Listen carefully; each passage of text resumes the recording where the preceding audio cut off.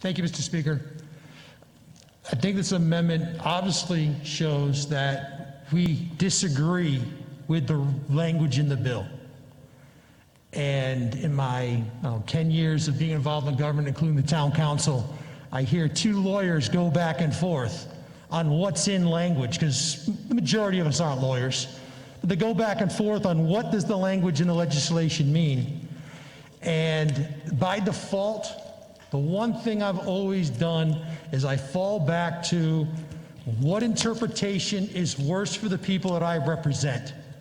What interpretation results in the worst deal for my constituents?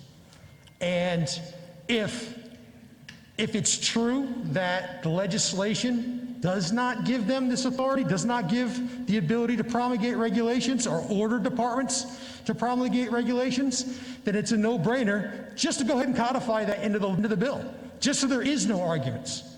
Because at the end of the day, I trust the people in this room, the faces in this room, to make those decisions, because that's representative of this state. What you get in DEM and all these other agencies is not representative of the people in this state. It's our responsibility to take these actions. It's our responsibility to look at the science and act accordingly, not the bureaucracy. We are the ones that take the action. And I think, again, I trust the folks in this room any day over people down in DEM or any other regulatory body, because we've all taken issues from constituents to different agencies in the state. And we look at the regulation, we just sit there and scratch our heads. Why is this? How did you get this interpretation? Where did this interpretation come from?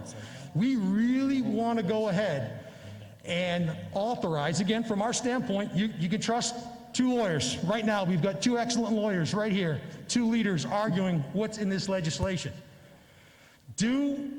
I would ask that we do what's best for our constituents and just codify this, just so that it's clear and everybody understands it. Thank you, Mr. Speaker.